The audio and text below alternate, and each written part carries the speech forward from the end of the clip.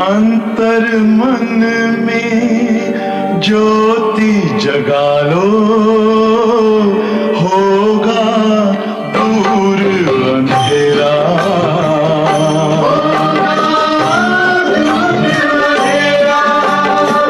शिव का कर लो ध्यान, आ रहा पावन पुण्य सवेरा।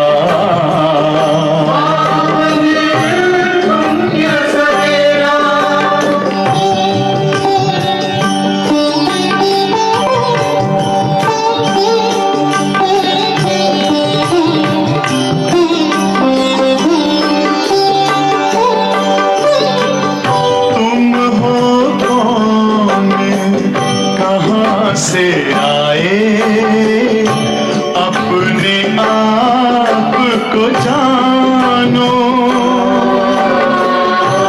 राजयोग के द्वारा अपना परम पिता पहचानो। इसी राजपथ पर चलकर पालो अपना बसेरा।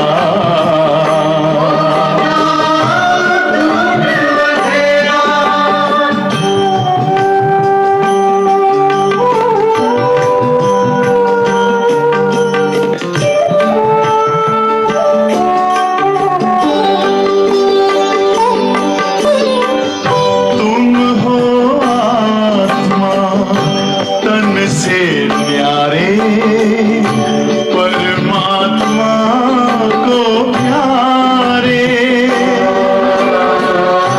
दिव्य गुणों को धारण करके योगी बनो दुलारे। ज्योति बिंदु ही तोड़ेगा ये माया मोह का घेरा।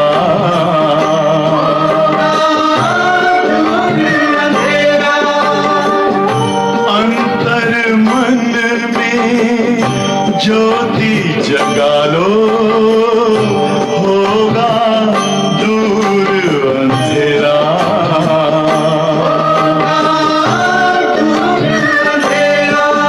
ओम शांति, ओम शांति, ओम शांति।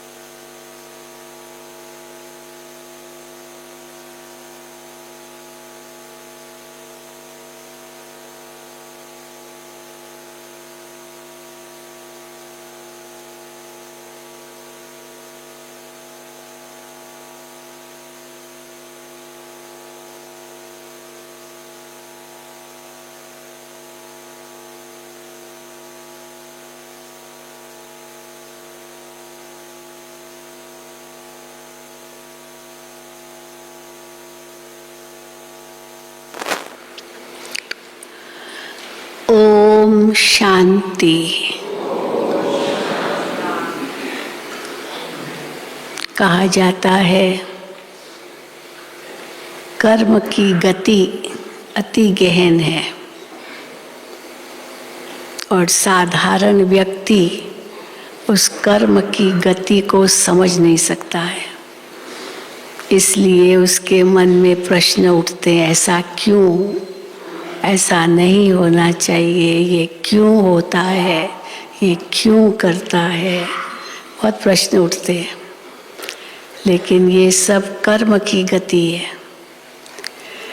बीज चाहे कितना भी अच्छा हो, लेकिन फिर भी फल अगर सही नहीं है तो ज़रूरी नहीं है कि बीज के कारण ही वो सही नहीं है।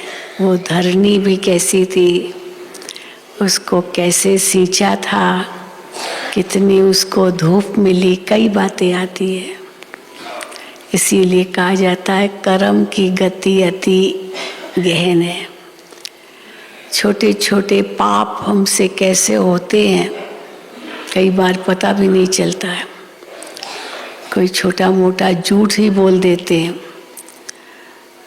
अब वो झूठ तो बोल दिया और हम समझते ये तो क्या पाप है, पाप थोड़ी है, छोटा मोटा झूठ है। लेकिन उस झूठ को साबित करने के लिए कितने और झूठ बोलने पड़ते हैं, क्योंकि एक बार बोलने से तो नहीं सिद्ध होगा, परंतु यही सच है, इसको साबित करने लिए कितने और झूठ बोलने पड़ते हैं। तो पाप पर पाप, पाप पर पाप चढ़ता है। तो आज बाबा की मुरली में कर्म की गहन गति है। छोटे छोटे पाप हमसे कैसे होते हैं, और कई बार हम समझते ये तो पुण्य है, लेकिन वो पाप होता है। तो इसीलिए पाप और पुण्य का अंतर भी बाबा समझाते हैं। वैसे भी गायन है, दया धर्म का मूल है, पाप मूल अभिमान। पाप का जो मूल है वो अभिमान है, और अभिमान कहाँ सहज निकलता है, तो कितने पाप होते रहते हैं। तो आज बाबा ने कर्म की बहुत गहन गति बताई है, और हम इस गहन गति को समझकर अपने आप को इन पापों से सुरक्षित रखें। नहीं तो फल क्या होगा, फिर बाबा कहते अंत में पछताना पड़ेगा। कई बार तो बाबा कहते खून के आंसू बहाने पड़ेंगे। कई बार बाबा ऐसे भी शब्द कहते हैं, माना कितना पश्चाताप, लेकिन फिर कुछ तो कर नहीं सकेंगे। इसलिए बाबा हम बच्चों को सावधान करते रहते हैं। तो आज भी बाबा ने बहुत सावधानी दी है। तो सुनेंगे बाबा के महावाक्य। आज 15/11/2022 है। मीठे बच्चे, विकारों को दान देने के बाद भी, हम कहेंगे हमने बाबा को विकार दान दे दिए हैं, तो विकारों को दान देने के बाद भी याद में रहने का पुरुषार्थ जरूर करना है। ऐसे नहीं हमने तो बाबा को विकार दान दे दिए तो बस हो गया। क्यों याद में रहने का पुरुषार्थ जरूर करना है? हाँ, क्योंकि कितने जन्मों का भी तो बोझ है ना, वो भी तो उतारना है। क्योंकि याद से ही आत्मा पावन बनेगी। केवल दे दिया विकार यही इनफ नहीं है। तो मीठे बच्चे, विकारों को दान देने के बाद भी याद में रहने का पुरुषार्थ जरूर करना है, क्योंकि याद से ही आत्मा पावन बनेगी। कई कहते हैं हमने तो बाबा को लिख करके दे दिया सब। चलो लिख के भी दे दिया, वो तो इस जन्म का है ना, आपको पूर्व जन्मों का थोड़ी पता है क्या क्या पाप किए, इसलिए वो कैसे खत्म होगा, वो तो याद से ही होगा। प्रश्न है, तख्त नशीन बनने व रुद्र माला में पिरोने की विधि क्या है? हमें 2 लक्ष्य मिले हैं ना, कि तख्त नशीन भी बनना है सतयुग में, और रुद्र माला में भी पिरोना है। बाबा के गले का हार सबसे आगे, नियरेस्ट एंड डियरेस्ट बाबा ने कहा। तो दोनों के लिए क्या विधि है? तख्त नशीन बनने व रुद्र माला में पिरोने की विधि क्या है? उत्तर है, बाप समान दुख हरता सुख करता बनो। दुख हरता सुख करता बनो, बाप समान। सभी पर ज्ञान जल के छींटे डाल शीतल बनाने की सेवा करो। ज्ञान जल के छींटे डालते हैं ना, कोई चीज़ है गर्म है, इसको ठंडा करने लिए थोड़े छींटे डालते हैं पानी के। तो सभी पर ज्ञान जल के छींटे डाल शीतल बनाने की सेवा करो। किसी को भी दुख देने की बातें छोड़ दो दुख देने की बातें। कोई भी विकर्म नहीं करो। अच्छे मैनर्स धारण करो। अपना टाइम बाप की याद में सफल करो तो बाप के दिल तख्त नशीन बन रुद्रमाला में पिरोए जाएंगे। अभी बाबा का दिल तख्त नशीन बनना है, फिर भविष्य में वो तख्त मिलेगा। तो बाबा कहते हैं अपना टाइम बाप की याद में सफल करो तो बाप के दिल तख्त नशीन बन रुद्रमाला में पिरोए जाएंगे।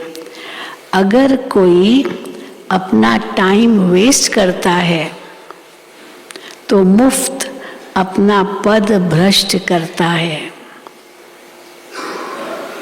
झूठ बोलना, भूल करके छिपाना, किसी की दिल को दुखाना, ये सब पाप है जिसकी 100 गुना सजा मिलेगी। अज्ञान काल में किया तो 1 गुना सजा, पर बाबा का बच्चा बन के, ब्राह्मण बन के, बाबा को विकारों का दान दे के फिर भी अगर कोई पाप करते तो 100 गुना सजा मिलेगी। गीत है, न वो हमसे जुदा होंगे न उल्फत दिल से निकलेगी। बाबा से जो हमारा प्यार है दिल में वो कभी नहीं निकलेगा और न हम बाबा से जुदा होंगे, ये हम वायदा करते हैं बाबा को। ओम शांति। ये है गोपियों का गीत। गोपिकाएं ऐसे गाती है। कौन सी गोपिकाएं? वो भागवत की बात नहीं है। हाँ, कौन सी गोपिकाएं? ये है प्रजापिता ब्रह्मा मुख वंशावली। सब गोपिकाएं है ना, सब गोपिकाएं। भाई भी है ना गोपिकाएं की, भाई गोपिकाएं नहीं है? जरूर है, तभी तो बाबा को ऐसे कहते हैं ना कि बाबा हम कभी भी आपका हाथ नहीं छोड़ेंगे। तो बाबा कहे ये है प्रजापिता ब्रह्मा मुख वंशावली। फिर इनको कहा जाता है, शिव बाबा को क्या कहा जाता है? हम तो हो गई गोपिकाएं, गोपिकाएं। फिर इन शिव बाबा को कहा जाता है गोपी वल्लभ। वल्लभ अर्थात बाप, तो अर्थात बाप की गोपियाँ। बाकी वो सब तो कहानियाँ हैं जो भागवत में बताई है गोपिकाओं की।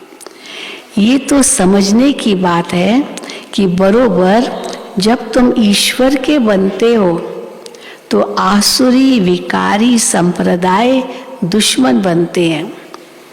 गोपिकाओं के दुश्मन बने थे ना, रोकते थे, उनको पर विघ्न डालते थे, तो वो जैसे दुश्मन बन जाते हैं। तो बाबा कहे कि तो तुम जब ईश्वर के बनते हो तो आसुरी विकारी संप्रदाय दुश्मन बनते हैं। हंस और बगुले इकट्ठे रह न सके। हंस तो थोड़े होते हैं, बगुले बहुत करोड़ों के अंदाज में होते हैं। तुमको ग्रस्त व्यवहार में रहते कमल फूल समान पवित्र रहना है। इसका गायन भी है ना, कमल फूल समान पवित्र रहने का गायन भी है। ग्रस्त व्यवहार में रहते पवित्र रहो।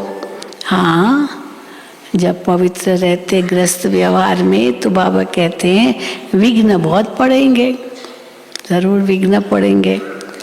आधा कल्प के पतित हैं, वो इतना जल्दी पावन नहीं बनते।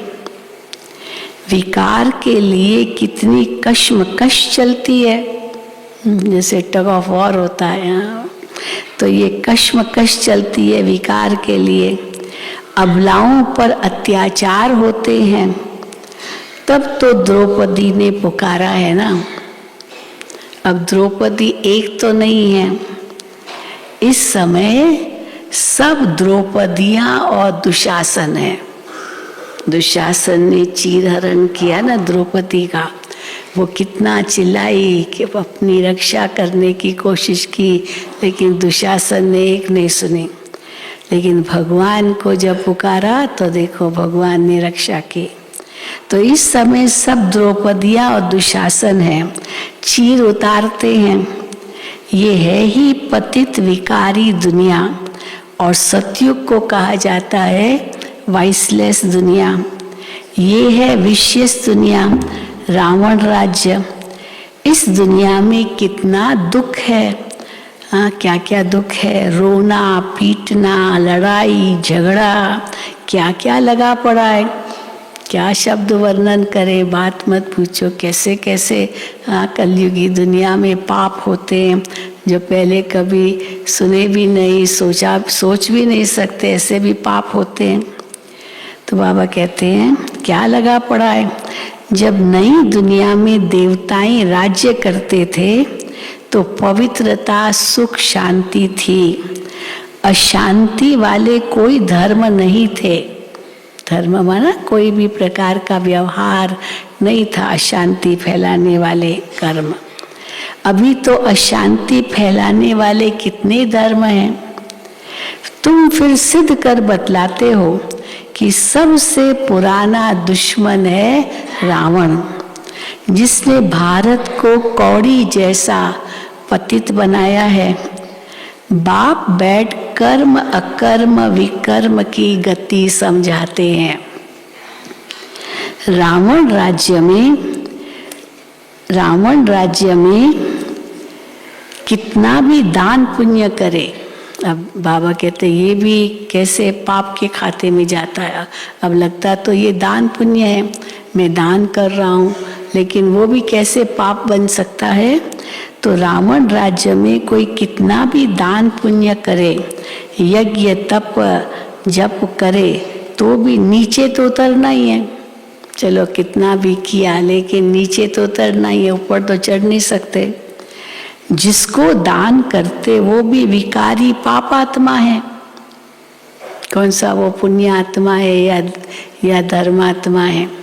हाँ, विकारी पाप आत्मा है। तो विकर्म करते करते अब सिर पर बहुत बोझा है।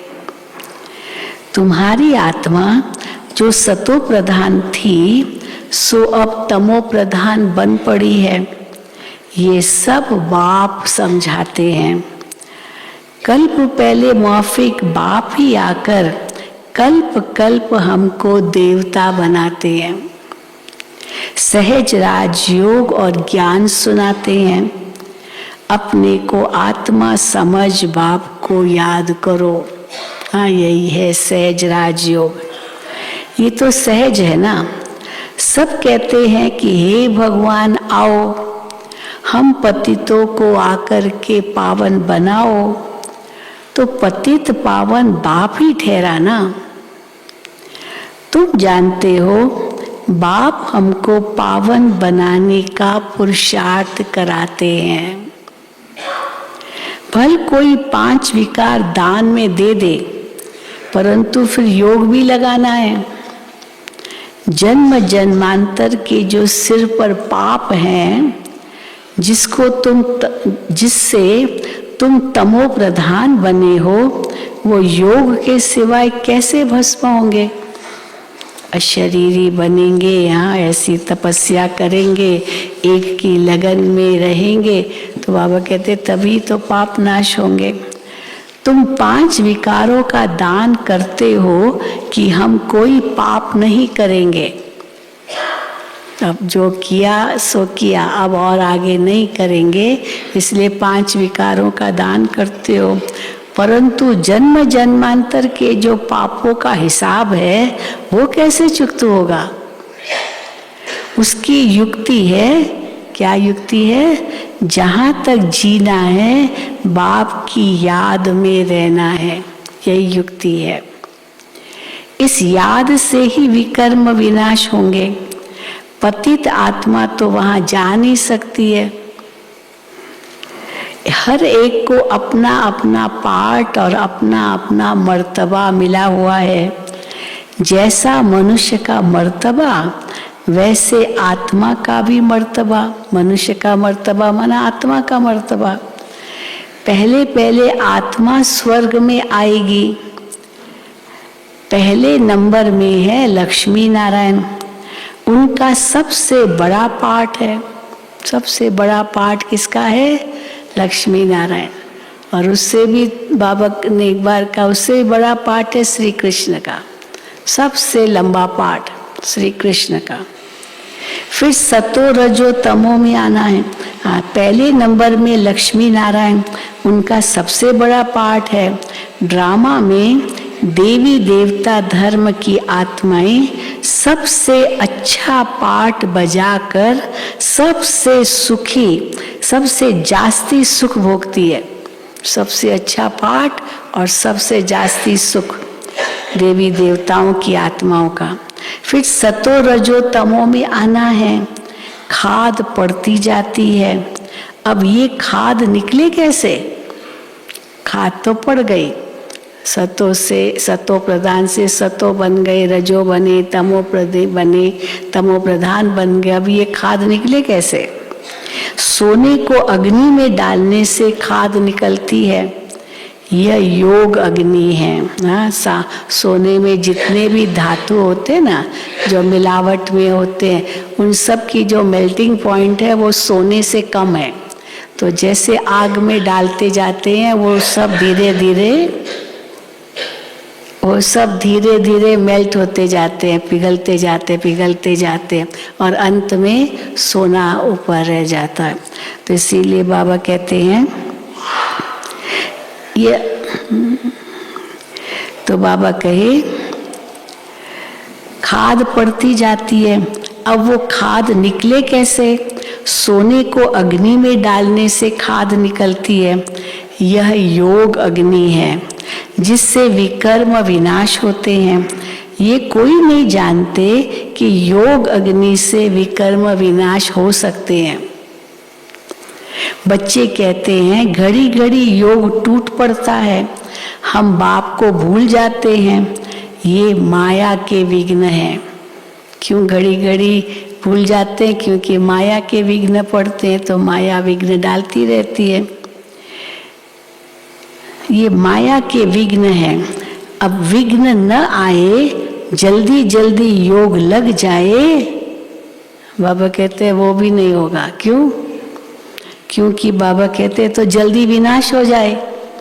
अब विनाश हो जाए जल्दी तो तैयार तो हुए नहीं है बच्चे, इसलिए विघ्न भी पड़ते रहते हैं। तो विघ्न न आए, जल्दी योग लग जाए तो जल्दी विनाश हो जाए। परंतु ऐसा तो हो नहीं सकता है। सब अपने समय पर होता है, टाइम लगता है। जब तक योग लगाते रहो, तब तक बाबा कहते हैं योग लगाते रहो, अंत में कर्मातीत अवस्था होगी। फिर दुनिया भी खत्म हो जाएगी, ये कलयुगी दुनिया ही खत्म हो जाएगी। तुम श्रीमत से रावण पर जीत पाते हो। गीता, महाभारत, रामायण सब में है भक्ति की सामग्री। श्रीमत जो है वो केवल श्रीमद् भगवद गीता है, वो भगवान के महावाक्य, उसमें श्रीमत है। बाकी तो बाबा कहते हैं ये सब भक्ति की सामग्री है। और वो भी नाम बदल दिया तो वो भी भक्ति की सामग्री हो गई, गीता भी। तो बाबा कहते हैं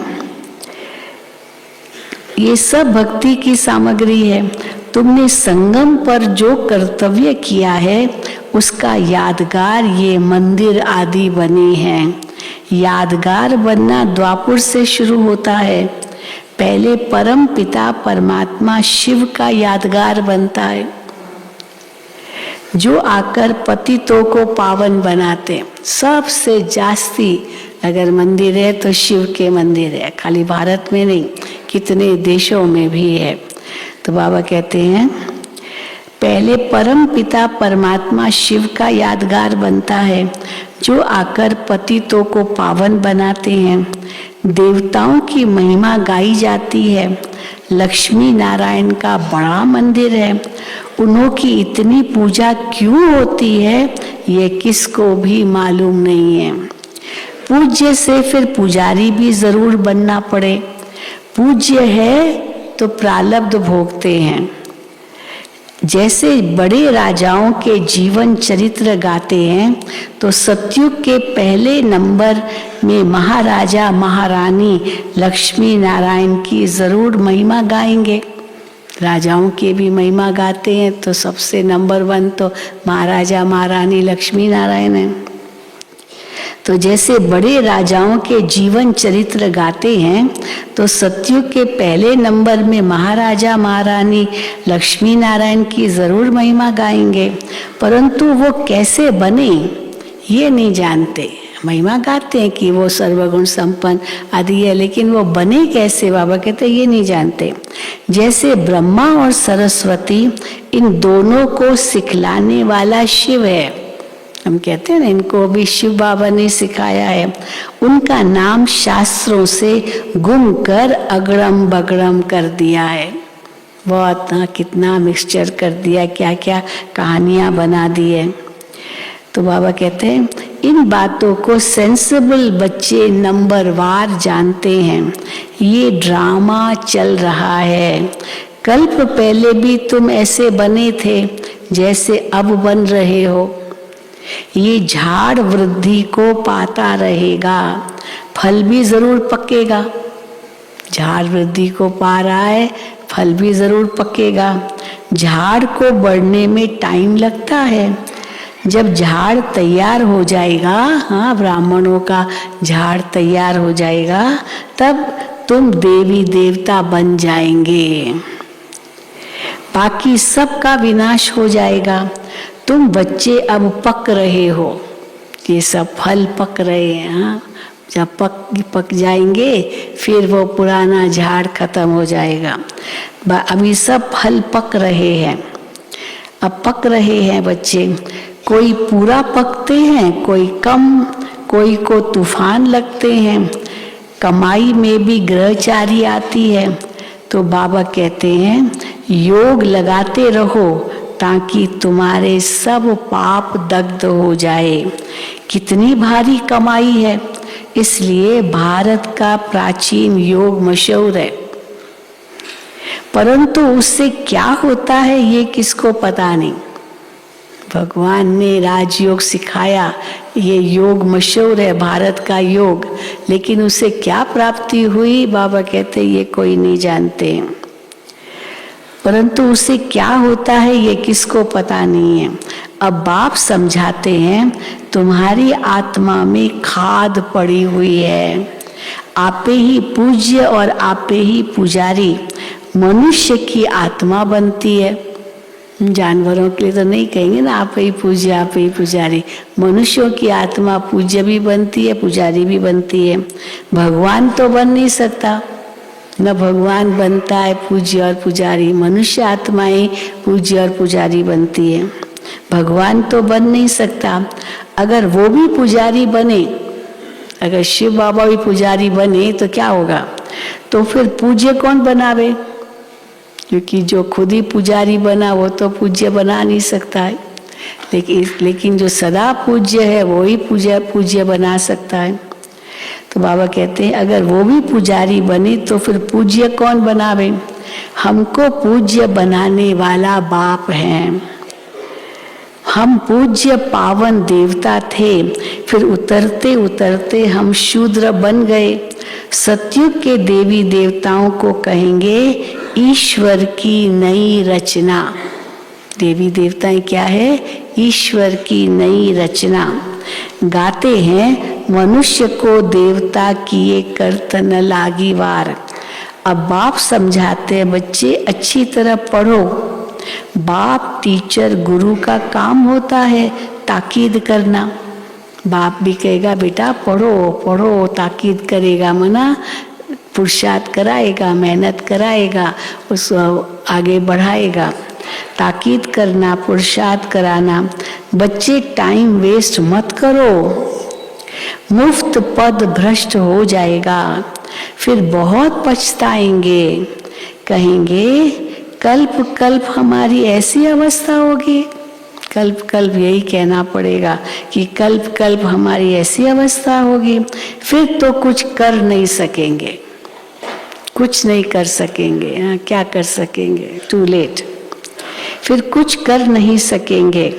साक्षात्कार हो जाएगा, पक्का निश्चय हो जाएगा कि कल्प कल्प ऐसे ही दुर्गति को पाऊंगा। तो बाप समझाते रहते हैं, हाँ ये नतीजा निकलेगा, अंत में बहुत पछताएंगे। यही नतीजा निकलेगा कि कल्प कल्प हमारी यही गति होगी। फिर बहुत रोना पड़ेगा। जैसे क्लास ट्रांसफर होता है, नंबर वार बैठते हैं, अगले क्लास में नंबर वार बैठेंगे। अब जो पढ़ता ही नहीं है तो उसको तो पीछे बैठेगा, जो पढ़ाई में होशियार होते हैं वो आगे बैठते हैं। तो जैसे क्लास ट्रांसफर होती है, नंबर वार बैठते हैं, हम भी नई दुनिया में ट्रांसफर होते हैं। ब्राह्मणों की माला गाई हुई नहीं है, ट्रांसफर होते हैं लेकिन ब्राह्मणों की माला गाई हुई नहीं है। रुद्र माला की पूजा होती है, परंतु ये किसको भी पता नहीं है कि ये माला क्या है। रुद्र माला भी फेरते हैं लेकिन क्या है ये माला, किसकी यादगार है, बाबा कहते हैं ये नहीं जानते हैं, भले माला फेरते हैं। ये माला क्या है किसको पता नहीं है। ऊपर में मेरू दिखाते हैं, डबल बीड, हाँ दो मणके एक साथ जुड़े हुए, उसको मेरू कहते हैं। तो मेरू दिखाते हैं, मेरू विष्णु है, मेरू विष्णु है। ऊपर में फूल शिव बाबा है, फिर है माला। अब तुम ब्राह्मण पुरुषार्थ कर रहे हो, फिर रुद्र माला में पिरोना है। इसलिए पुरुषार्थ ऐसा करो जो तख्त नशीन बनो, बाबा का दिल तख्त जीतो। किसको दुख देने की बातें छोड़ दो, बाप दुख हरता सुख करता है। अगर बच्चे दुख देंगे तो कौन समझेंगे ये ईश्वर के बच्चे। ये अपने आप को शिव बाबा का बच्चा कहलाता है, ईश्वर का बच्चा कहलाता है, और ऐसे दुख देता है। हाँ लोग कहेंगे ना, तो कौन कहेगा ये ईश्वर के बच्चे अगर दुख देंगे तो। विकर्म करना अथवा जीव घात करना, झूठ पाप नहीं करना चाहिए। हार खाते हैं तो क्षमा मांगनी पड़े।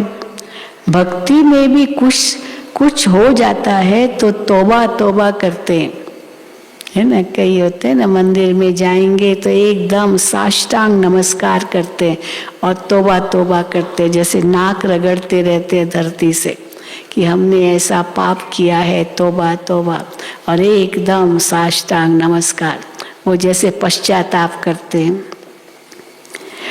तो भक्ति में भी कुछ हो जाता है तो तौबा तौबा करते हैं। ये ज्ञान मार्ग है, इसमें किसकी दिल कभी भी नहीं दुखानी है।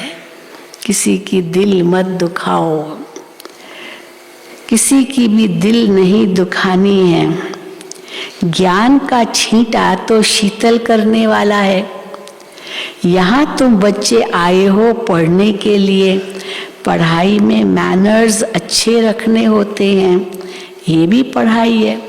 स्कूल में भी तो मैनर्स का सर्टिफिकेट देते ना, कॉन्डक्ट, वो भी होता है। मार्कशीट के साथ साथ कॉन्डक्ट का भी होता है, कितना कॉन्डक्ट, कैसा है उसका व्यवहार, गुड बेटर बेस्ट या बैड या जो भी बोले वो भी लिखते हैं। तो बाबा कहते हैं तो पढ़ाई में मैनर्स भी अच्छे रखने होते हैं, तो ये भी पढ़ाई है। निराकार बाप पढ़ाते हैं, वो तुम्हारे अंदर की सब बातें जानते हैं। शिव बाबा सब जानता है, लेकिन ब्रह्मा बाबा नहीं जानता है ना। तो बाबा कहते हैं वो शिव बाबा तो तुम्हारे अंदर की सब बातें जानते हैं। अब एक सेंटर का समाचार आया था, किसी ने लिखा होगा, एक सेंटर का समाचार लिखा। क्या लिखा कि एक बच्चे ने भूल की तो धर्मराज ने सटका लगाया। एकदम उसको जैसे भूल की और साक्षात्कार हुआ होगा, तो साक्षात्कार में क्या देखा, जैसे धर्मराज ने उसको सटका लगाया। वो सटका लगाते हैं जैसे कपड़ों को सटका लगाते हैं, तो जैसे उसको सटका लगाया। तो ये जब मैं पढ़ रही थी तो मुझे भी एक घटना याद आई। मैं किसी सेंटर पर थी, तो वहाँ एक भाई बहुत चंचल, हाँ बहुत चंचल था। अब कितना भी उसको कहे तुम चंचलता मत करो, बाबा से बहुत प्यार, लेकिन चंचलता सबकी वो मिमिक्री करे, सबका वो जैसे करते ना, उनका व्यंग भी करना, बहुत कुछ करना। तो एक दिन उसने कहा मैं बाबा को भोग लगाता हूँ, ये संदेशियाँ जाती ना, मैं भी जाऊँगा। लेकिन क्या किया, वो किचन में गया और मिर्ची लेकर के आया, मिर्ची लेकर के आगे बैठ गया, बाबा को जैसे भोग लगा रहा है। अब उसको तो लगा मैं तो ध्यान में जाता नहीं हूँ, पर सचमुच बाबा ने जैसे उसकी रस्सी खींची और वो गया, और उसको इतना कष्ट मिला, इतना दर्द मिला। वो फिर जो अनुभव सुनाया, उसने कहा कि मुझे ऐसे लगा जैसे बाबा ने मुझे उठा करके वो पहाड़ पर हम चले गए, और वहाँ से ऐसा गिरा, मेरी हड्डी टूट गई। ये मैंने अनुभव किया। और उसके बाद कितने दिनों तक उसको इतना दर्द रहा शरीर में। हाँ, बाबा से चंचलता कर रहा है, बाबा से ये करे तो सजा तो मिलेगी ना। तो देखो बाबा क्या कहते हैं, एक बच्चे ने भूल की तो धर्मराज ने सटका लगाया। इस बाबा को मालूम ही नहीं था। हाँ, इस बाबा को, ब्रह्मा बाबा को थोड़ी पता चले, शिव बाबा को मालूम है, इस बाबा को मालूम ही नहीं था। ऐसे बहुत हैं जो विकार में जाते हैं फिर सच नहीं बताते, और वो भाई ऐसा बदल गया, फिर वो चंचलता उसने बंद कर दी, तो सुनता ही नहीं था किसी की। उसका पिताजी बहुत अच्छा, वो तो बाबा का बहुत पक्का बच्चा, बहुत सहयोगी, लेकिन बच्चा भी आता था, करीब 20-22 साल का लड़का होगा। तो बाबा कहे, तो एक बच्चे ने भूल की तो धर्मराज ने सटका लगाया। इस बाबा को मालूम ही नहीं था। ऐसे बहुत है जो विकार में जाते हैं फिर सच नहीं बताते, अपने को बचाने के लिए भूल छिपाते हैं, परंतु शिव बाबा से तो छिप नहीं सकते। तुमको पढ़ाने वाला शिव बाबा है, उनको भी भूल जाते हैं। ये तो कम भक्ति कहेंगे ना, कम भक्त, हाँ भक्त माना तकदीर, तो कम तकदीर, तो कम भक्त कहेंगे ना। यहाँ किसका भी झूठ व सच छिप नहीं सकता, झूठ भी नहीं छिप सकता तो सच भी नहीं छिप सकता। ये बाबा कहते हैं मैं अंतर्यामी नहीं हूँ, ब्रह्मा बाबा अंतर्यामी नहीं है, शिव बाबा अंतर्यामी है, माना वो सब जानता है। बाप खुद कहते हैं मैं निराकार सब जानता हूँ, ये तो साकार में है। मैं पुनर्जन्म रहित, ये जन्म मरण में आने वाला। शिव बाबा ब्रह्मा बाबा के लिए कहते हैं मैं पुनर्जन्म रहित, ये जन्म मरण में आने वाला। तब तो इनको कहते हैं, हाँ शिव बाबा ने इनको कहा कि तुम अपने जन्मों को नहीं जानते हो, हम तुमको सुनाते हैं। गीता में आता है, भगवान ने अर्जुन को कहा तुम अपने जन्मों को नहीं जानते हो। ये तो शिव बाबा कहते हैं ना, वो हम सबको जानते हैं, हम मनुष्य आत्माएं कहाँ जानते हैं। तो हम तुमको सुनाते हैं, जो भी सूर्यवंशी घराने के हैं उन सब को सुनाता हूँ तुम्हारे 84 जन्मों की कहानी। बहुत बच्चे छिपाते हैं, बाबा के आगे आते ही नहीं है। बाबा के आगे आता ही नहीं है, बड़ों के आगे आता ही नहीं है। हाँ, दादी जानकी कई बार कहती थी। एक बहन थी, वो मधुबन में आई लेकिन दादी जानकी के पास नहीं गई। तो दादी ने उसको दूर से तो देख लिया, तो मुझे कहा कि आप उसको लेकर आओ। हाँ, वो आती नहीं है, मेरे से दूर दूर भागती है, तो उनको लेकर आओ मेरे पास। तो मैं लेके गई। तो दादी के पास जब ले गई तो दादी ने उसको बहुत प्यार से दृष्टि दी और कहा, क्यों तुम, कितने दिन हो गए आपको आई यहाँ? तो कहा, मुझे 3 दिन हो गए। तो तुम दादी से मिलने नहीं आई, दादी से टोली भी नहीं ली? तो सिर नीचे कर दिया। फिर कहा, बताओ क्यों नहीं आई? तो एक बहाना दे दिया, दादी हमने सोचा आप तो बहुत बिजी होंगी ना, इसीलिए नहीं आई। अब ये क्या, दादी कहती है बिजी किस में? आप लोगों में ही तो हूँ बिजी, और कोई दूसरे काम में बिजी होंगी क्या? आप लोग ही के साथ ही तो हूँ, तो बिजी नहीं हूँ। फिर पूछा, सारा उसके अंदर का लिया, और सचमुच उसने कोई भूल की थी। और भूल की थी तो दादी से डर के मारे, हाँ, दादी को कोई बताएगा, बता दिया होगा और दादी मुझे डांटेगी। तो दादी ने कहा, डांटेगी क्यों? अच्छा, भूल हो गई, चलो माफ़ी ले लो, ख़त्म बात। लेकिन डर के मारे वो आती नहीं दादी के सामने। तो देखो, तो इसलिए बाबा कहते हैं, बहुत बच्चे छिपाते हैं, बाबा के आगे आते ही नहीं हैं। बाबा ने कहा है, इनसे मत छिपाओ, ब्रह्मा बाबा से मत छिपाओ, इनको सब कुछ सुनाओ तो माफ हो जाएगा। फिर भी मेरा बच्चा है, फिर भी बाबा कहेगा मेरा बच्चा है, मैं तो सब कुछ जानता हूँ, इनको कैसे पता पड़े, इसलिए सब इनको सुनाओ। बाबा के कमरे में जा कर के बाबा को सब सुनाओ। मैं तो देखती हूँ, आते ना नीचे से भी आते हैं, तो कहते आते हैं, वहाँ बैठे बैठे बाबा की झोपड़ी के आगे बैठ जाते हैं, वही ग्लोबल ऑफिस के बाहर ही बैठ जाते हैं और पत्र लिखते रहते हैं। बाबा को पत्र लिखना है, कई बार कागज़ भी मांगते हैं, पेन भी मांगते हैं, लेके नहीं आए तो हमको बाबा को पत्र लिखना है। तो पत्र लिख के बाबा के वो झोपड़ी में लेटर बॉक्स जो है उसमें डालते हैं। हाँ, अंदर जो कुछ भी है वो बाबा को सुनाते हैं, अच्छी बात है। तो बाबा कहते हैं, इनको कैसे पता पड़े, इसीलिए सब इनको सुनाओ। आगे जन्म जन्मांतर का हिसाब तो मेरे पास जमा है, आपका जो पुराना जन्म जन्मांतर का हिसाब है वो मेरे पास जमा है। बाकी इस जन्म का जो है वो इनको सुनाओ तो मैं भी सुनूंगा, शिव बाबा भी सुनेंगे। नंदी को सुनाओ तो शिव तक पहुंचेगा, है ना, नंदी के कान में सुनाते हैं। तो बाबा कहते हैं, इनको सुनाओ तो मैं भी सुनूंगा, शिव बाबा सुनेंगे।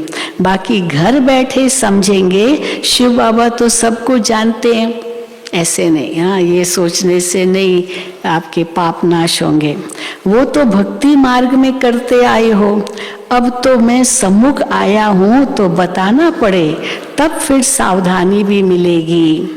बाप तो समझाएंगे, काला मुंह नहीं करना। अब समझानी मिलेगी, अभी कैसा कर्म किया उस अनुसार बाबा समझानी देंगे कि काला मुंह नहीं करना, नहीं तो बहुत सजा खाएंगे। पिछाड़ी का समय बहुत नाजुक होता है, बहुत नाजुक होगा पिछाड़ी का समय, बहुत सजाएं मिलती है। मिसाल भी तुम देखते सुनते रहते हो। पाप कभी भी सर्जन से छिपाओ मत। अब सर्जन को अपनी बीमारी नहीं बताएंगे तो सर्जन कैसे समझेगा। आजकल तो चलो नहीं भी बताओ तो भी सोनोग्राफी और पता नहीं अल्ट्रासाउंड क्या क्या करते हैं ना, MRI CT स्कैन, पता तो चल ही जाता है, भले न भी सुनाओ। कई बार उनको पता ही नहीं होता कि ये मैंने कुछ किया भी है या कुछ ये मेरा रोग है। तो बाबा कहते हैं, पाप कभी भी सर्जन से छिपाओ मत, माफ वो करेंगे, ये नहीं। ब्रह्मा बाबा माफ नहीं करेंगे, शिव बाबा माफ करेंगे। इस समय पाप करने से तो 100 गुना हो जाएगा। और फालतू झूठ भी मत बोलो, फालतू झूठ। कईयों को आदत होती है झूठ बोलने की, जबकि जरूरत भी नहीं है, क्यों झूठ बोलो। परंतु आदत है ना तो सच बोलते ही नहीं है, झूठ ही बोल देंगे। तो और फालतू झूठ भी मत बोलो। बाबा सब बच्चों को वार्निंग देते हैं, वार्निंग, सावधानी देते हैं। कितनी बड़ी बेहद की पाठशाला है। तुम गुप्त वेश में बहुत काम कर सकते हो। बाबा ने दूसरी पॉइंट बताई, तुम गुप्त वेश में बहुत काम कर सकते हो। समझाएंगे तो दिल में जरूर लगेगा कि बरोबर ये भी गवर्नमेंट है। समझाएंगे तो दिल में जरूर लगेगा कि बरोबर ये भी गवर्नमेंट है। ये ज्ञान गुप्त है।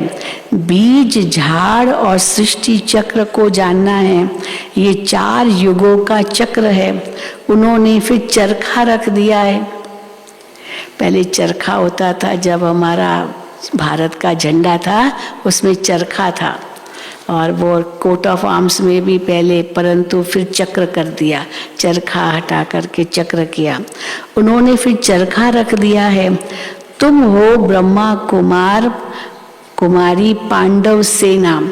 वो कोट ऑफ आर्म्स ले जाना चाहिए। हमारा कौन सा है कोट ऑफ आर्म्स? त्रिमूर्ति। वो और चक्र, ये हमारा कोट ऑफ आर्म्स है। वो कोट ऑफ आर्म्स ले जाना चाहिए। चरखा चलाने से सत्यमेव जयते होगी क्या? हाँ, फिर वो कोट ऑफ आर्म्स में नीचे लिखा है सत्यमेव जयते, 3 शेर दिखाए हैं नीचे, सत्यमेव जयते। तो पहले चरखा था, फिर चक्र लगाया। तो चरखा चलाने से सत्यमेव जयते होगी क्या? ये तो सृष्टि चक्र की बात है।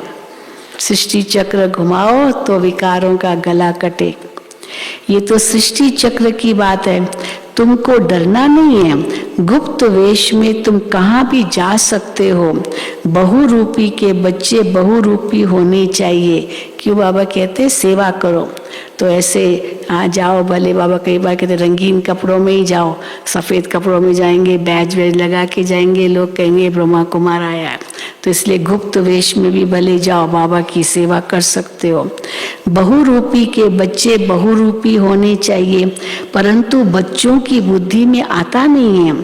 थोड़ी ही सर्विस में खुश हो जाते हैं, थोड़ी किसी एक की सर्विस की तो खुश हो जाते हैं। दिमाग एकदम आसमान में चढ़ जाता है। थोड़ी सी सेवा की तो अभिमान चढ़ जाता है, दिमाग एकदम आसमान में चढ़ जाता है। अर्जुन तो बहुत काम करना है, इतना जल्दी खुश मत हो जाओ, हमने तो बहुत सेवा की। अर्जुन तो बहुत काम करना है, किस्म किस्म से पुरुषार्थ करना है। बाबा अनेक पॉइंट्स देते हैं। ये ज्ञान यज्ञ तो चलना ही है, अंत तक ज्ञान अमृत पीते रहना है। ये ज्ञान यज्ञ तो चलना ही है। हर एक पंथ वाले को बुलाते रहो। अब सेवा करो, बाबा सेवा के लिए भी कहते रहते हैं। राजाओं को भी बुला सकते हो, रखा था, राजाओं को बुलाया था। यहाँ एक ही बार हुआ है वो प्रोग्राम, राजाओं को यहाँ बुला था इसी ओम शांति भवन में। और यहाँ बीच में फ्लावर पॉट्स रख करके बहुत सुंदर, जैसे एक डायलॉग टाइप रखा था, क्योंकि वो ऐसे भाषण तो सुनेंगे नहीं, तो एक डायलॉग टाइप रखा था, जैसे कॉल ऑफ टाइम में करते ना, वैसे ही किया था। तो बाबा कहते तब जगदीश भाई ने ये सारा प्रबंध किया था, बहुत अच्छा। तो बाबा कहते हैं हर एक पंथ वाले को बुलाते रहो, राजाओं को भी बुला सकते हो, कॉन्फ्रेंस भी कर सकते हो। जैसा आदमी वैसा वैसा कार्ड भी छपाना पड़े। आकर समझो ये सृष्टि का चक्र कैसे फिरता है। आओ तो हम आपको परम पिता परमात्मा की और 5000 वर्ष की जीवन कहानी सुनाएं। वंडर है ना, कैसे भगवान हमें सब कुछ समझा रहे हैं, तीनों लोकों का, तीनों कालों का ज्ञान दे रहे हैं। वंडर है ना। अच्छा, मीठे मीठे सिकील दे बच्चों प्रति माता पिता बाप दादा का याद प्यार और गुड मॉर्निंग। रूहानी बाप की रूहानी बच्चों को नमस्ते। हम रूहानी बच्चों की रूहानी बाप दादा को याद प्यार गुड मॉर्निंग और नमस्ते। धारणा के लिए मुख्य सार। पहला, पावन बनने के लिए जब तक जीना है, माया के विघ्नों की परवाह नहीं करनी है। पावन बनने के लिए जब तक जीना है, हाँ तब तक पीना तो है ही, पर माया के विघ्नों की परवाह नहीं करनी है। दूसरा, सभी पर ज्ञान के छींटे डाल शीतल बनाने की सेवा करनी है। सभी पर ज्ञान के छींटे डाल शीतल बनाने की सेवा करनी है। किसी के दिल को कभी भी दुखाना नहीं है। बाप समान दुख हरता सुख करता बनना है। बाप समान दुख हरता सुख करता बना है।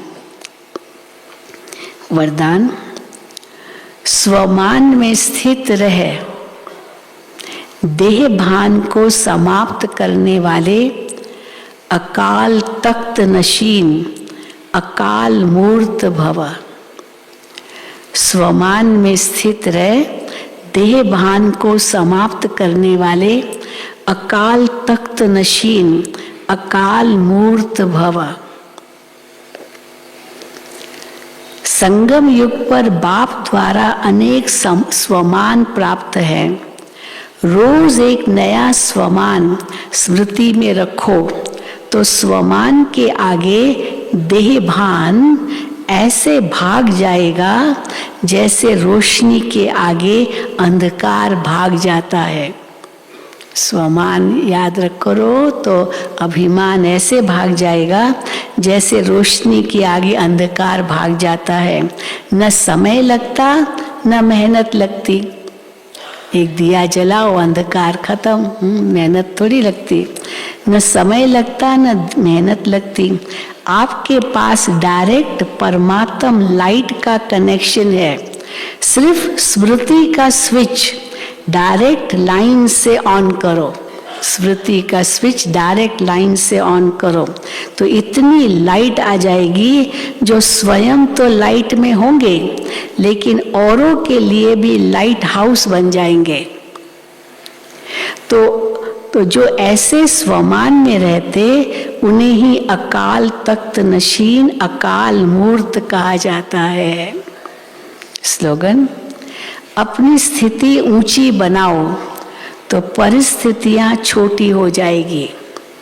अपनी स्थिति ऊंची बनाओ तो परिस्थितियां छोटी हो जाएगी। अच्छा, ओम शांति, ओम शांति, ओम शांति। नीचे भी बहुत आ गए हैं कर्नाटक के। हाँ, कर्नाटक वाले हाथ उठाएं। कर्नाटक वाले इतने ढेर, देखो सब कर्नाटक के आए एक दिन के लिए। हाँ, चलो। एक अवतार भाई ने एक चिट्ठी भेजी है। ट्रांसपोर्ट डिपार्टमेंट के सामने सीआरपीएफ परिवार के आगे कोई भी भाई बहने गाड़ी पार्क न करे।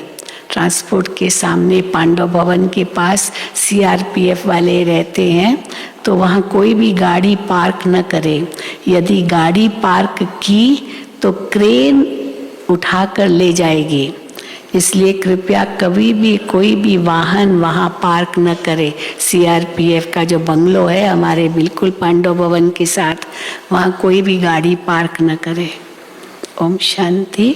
अभी हम सब बाबा की याद में बैठेंगे, उसके बाद भारत वाले सब उठेंगे और डबल विदेशी बैठे रहेंगे। आज का प्रोग्राम आपको देंगे। ओम शांति।